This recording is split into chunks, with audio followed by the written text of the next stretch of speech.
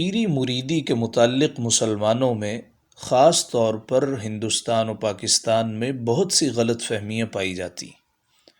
ایک بات واضح ہے کہ تمام مکاتب فکر کے علماء خرافات اور پیری مریدی کے نام پر مکروہ، غیر اسلامی، غیر شرعی خرافات کو مسترد کرتے۔ آج کی گفتگو میں ہم اولاً ذکر کریں گے کہ پیری مریدی کیا ہے، بیعت کسے کہتے ہیں، اور پیر بننے کے لیے کن شرائط کا پایا جانا ضروری۔ اولاً ذہن نشین رہے کہ بیعت کا لغوی معنی ہے بک جانا۔ اصطلاح شرع و تصوف میں اس کی متعدد صورتیں ہیں، جن میں ایک یہ ہے کہ کسی پیر کامل کے ہاتھوں میں ہاتھ دے کر گزشتہ گناہوں سے توبہ کرنے، آئندہ گناہوں سے بچتے ہوئے نیک اعمال کا ارادہ کرنے اور اللہ رب العزت کی معرفت کا ذریعہ بنانے کا نام بیعت ہے۔ یہ سنت ہے، آج کل کے عرف میں اسے پیری مریدی کہا جاتا ہے۔ اس کا ثبوت قرآن پاک سورہ بنی اسرائیل کی آیت نمبر 71 میں ہے۔ اللہ تعالیٰ نے فرمایا یوم ندعو کل اناس بامامہم، جس دن ہم ہر جماعت کو اس کے امام کے ساتھ بلائیں گے۔ اس آیت کی تفسیر میں حضرت مفتی احمد یار خان نعیمی رحمۃ اللہ تعالی علیہ کہتے ہیں، اس سے معلوم ہوا کہ دنیا میں کسی صالح نیک بندے کو اپنا امام بنا لینا چاہیے، شریعت میں تقلید کر کے اور طریقت میں بیعت کر کے، تاکہ حشر اچھوں کے ساتھ ہو۔ اگر صالح یعنی نیک امام نہ ہوگا تو اس کا امام پھر شیطان ہوگا۔ اس آیت میں تقلید، بیعت اور مریدی کا ثبوت ہے۔ امام احمد رضا فاضل بریلوی رحمۃ اللہ تعالی علیہ کہتے ہیں، بیعت بے شک سنت محبوبہ ہے، پسندیدہ سنت۔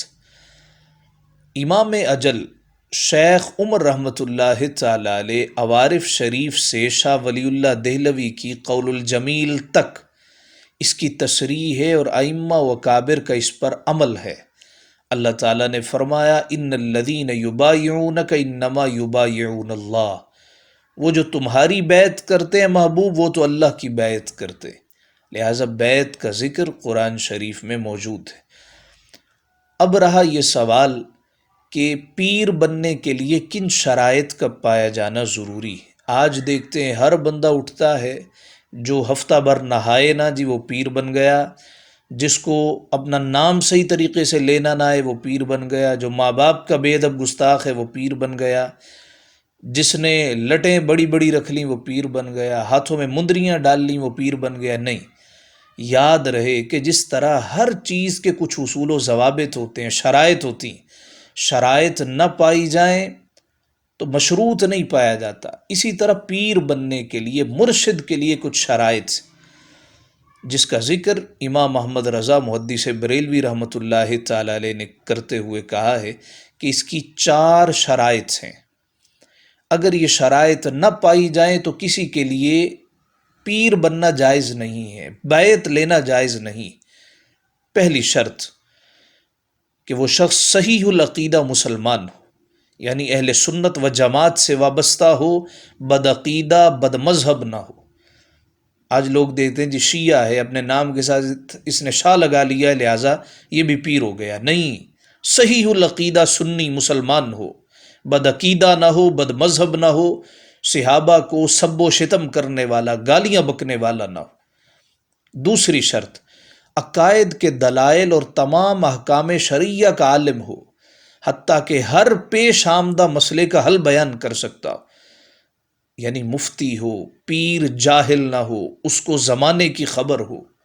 تیسری شرط یہ ہے وہ علم کے مطابق عمل بھی کرتا ہو، فرائض، واجبات، سنن، مستحبات پر دائمی عمل پیرا ہو، اور تمام محرمات و مکروہات سے بچتا ہو۔ جتنے حرام کام ہیں، جتنے ناپسندیدہ کام ہیں، ان سے اعراض کرنے والا ہو۔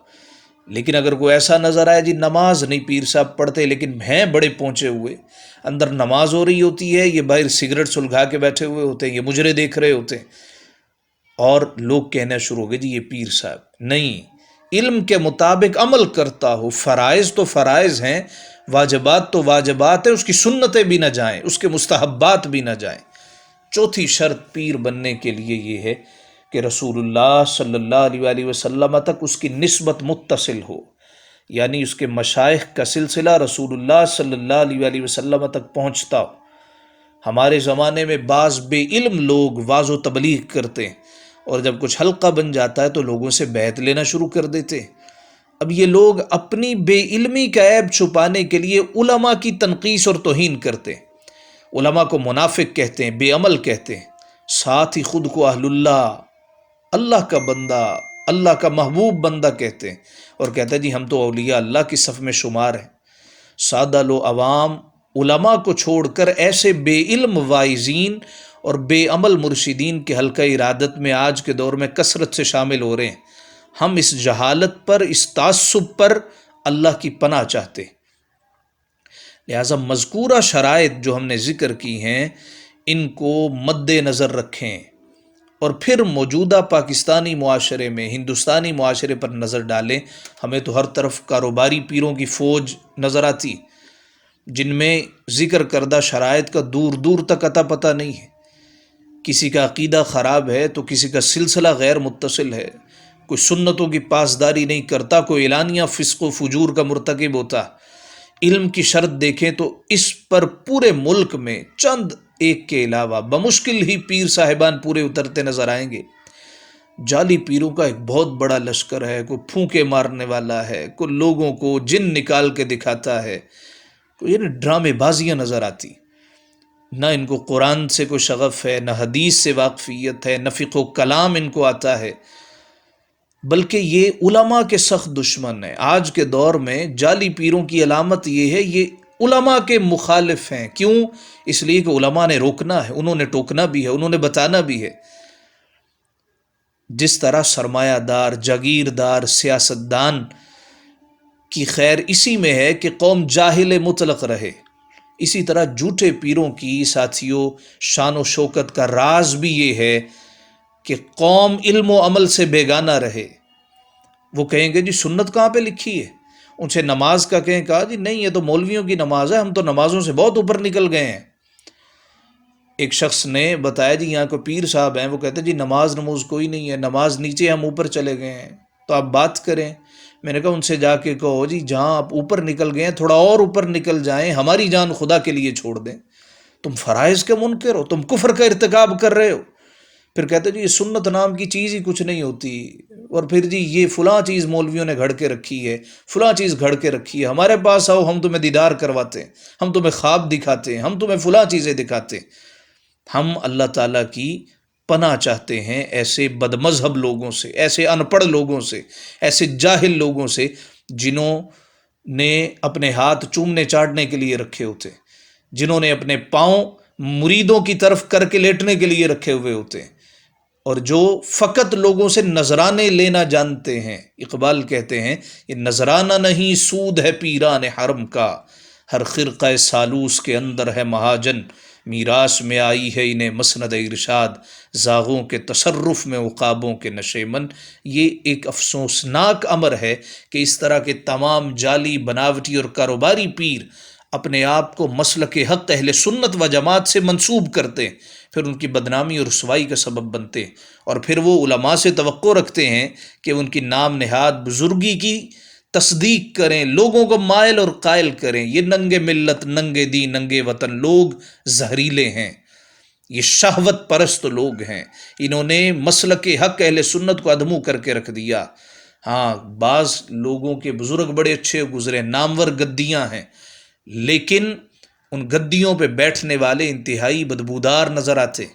ان کے عقائد دیکھیں، ان کی باتیں دیکھیں، ان کی کرتوتیں دیکھیں، ان کی حرکتیں دیکھیں، ان کی دوستیاں دیکھیں، ان کی رساگیریاں دیکھیں، ان کے ظلم دیکھیں، ان کے جبر دیکھیں، افسوس ہوتا۔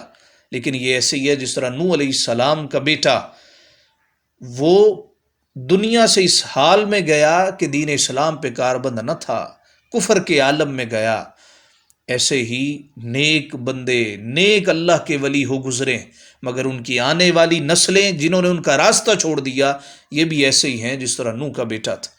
کہ وہ تو اللہ کے برگزیدہ بندے تھے، انہوں نے لوگوں کو اللہ اللہ کرنا بتایا، ذکر اذکار کرنا بتایا، لیکن یہ آج کل کے رسہ گیر، یہ آج کل کے ظالم جو سیکولر جماعتوں کے ساتھ مل کر انہی کے ایجنڈے کو فروغ دینے کا باعث بنتے، اپنے بزرگوں کا نام استعمال کرتے ہوئے اسمبلی میں جا بیٹھتے ہیں، اس تمام خرابی کی بنیاد در حقیقت ان کو کاروباری لوگوں نے فراہم کی، معمولی خدمت کے عوض بک جاتے ہیں، کچھ نقیب حضرات، کچھ دنیا دار مولوی قسم کے حضرات جو انہیں کہتا ہے جی یہ تو غوث زماں ہیں، یہ تو قطب عالم ہیں، یہ تو شہنشاہ ولایت ہیں۔ ساتھیو، پیری مریدی کی اصل موجود ہے، بیعت کا ثبوت موجود ہے۔ بیعت کی کیوں جاتی ہے کہ پیر صاحب مجھے اللہ تک پہنچا دے، لیکن اگر وہ خود ہی راندہ درگاہ ہو اس نے کیا اللہ تک پہنچانا۔